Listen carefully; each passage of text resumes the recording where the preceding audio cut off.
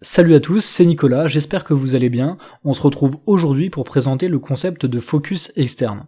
Pour ce faire, je vais principalement parler dans cette vidéo de la première étude sur le sujet, qui a été réalisée en 1998 par Wolf, Hobb et Prince. Et je ferai sûrement d'autres vidéos sur le focus interne et sur le focus externe pour compléter. Avant 1998, les scientifiques avaient déjà théorisé et expérimenté le fait que le contrôle conscient de sa propre motricité et l'attention portée à ses propres mouvements étaient négatifs pour la performance et l'apprentissage moteur. Certains scientifiques pensaient alors que les instructions étaient systématiquement mauvaises pour la motricité. En 1998, Wolf, Hobb et Prince apportent un nouveau concept, celui de focus externe, et vont démontrer que certaines instructions peuvent guider la motricité et améliorer nettement la performance et l'apprentissage, même si cette étude va aussi venir confirmer le fait que l'attention portée à ses propres mouvements, c'est-à-dire le focus interne, est hautement négatif à la performance et à l'apprentissage moteur. Pour résumer, cette étude de Wolf, Hobb et Prince consistait en une double expérimentation, une première sur simulateur de ski qui consistait à faire des mouvements de la plus grande amplitude possible, et une deuxième sur stabilomètre qui consistait à garder la plateforme le plus à l'horizontale possible. L'idée de l'étude a été de comparer les instructions qui ont dirigé l'attention du participant vers ses propres mouvements, c'est-à-dire du focus interne, avec des instructions qui ont dirigé l'attention du participant vers le résultat de ses mouvements, c'est-à-dire du focus externe. Et les résultats sont très éloquents. Le focus externe accélère nettement la performance et l'apprentissage comparé au focus interne. Concrètement, dans l'expérience sur simulateur de ski, le focus externe a carrément doublé la vitesse d'apprentissage comparé au focus interne ou au groupe contrôle. Si on rentre dans les détails de l'étude, on peut remarquer que malgré la grande différence de résultats entre les deux groupes, les instructions de type focus externe et les instructions de type focus interne sont en réalité assez similaires.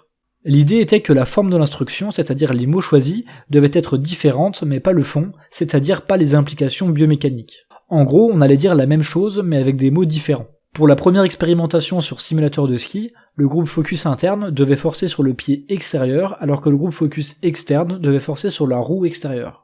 Wolf avait démontré dans une étude précédente que ces instructions étaient pertinentes sur le plan biomécanique. Pour la seconde expérimentation sur stabilomètre, le groupe focus interne devait essayer de maintenir ses deux pieds à la même hauteur, alors que le groupe focus externe devait essayer de maintenir les deux marques rouges à la même hauteur. Bref, on voit bien que les différences entre les instructions de focus interne et les instructions de focus externe sont minimes et ne se jouent qu'à un seul mot.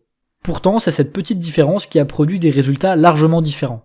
Pour la première expérience sur simulateur de ski, alors que tous les groupes partaient avec une amplitude similaire, celle-ci a augmenté de plus 150% à la fin des 3 jours d'expérimentation pour le groupe focus externe, alors qu'elle a augmenté de seulement 100% pour le groupe focus interne. À la fin du 3e jour, le focus interne a à peine atteint les résultats que le focus externe avait atteint à la moitié du 2e jour. C'est pour cela qu'on a dit que l'apprentissage est 2 fois plus rapide pour le focus externe.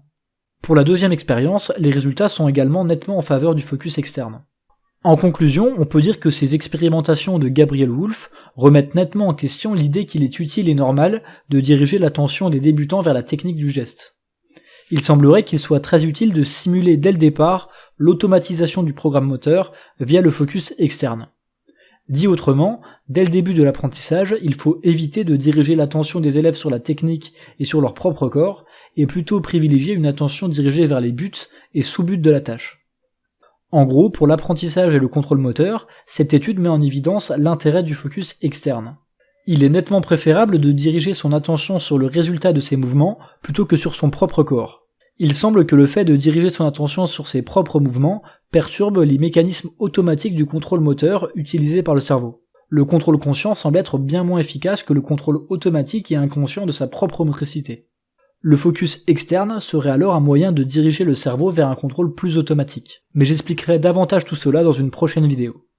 Cette vidéo arrive à son terme, j'espère qu'elle vous a plu et je vous dis à bientôt pour une prochaine vidéo.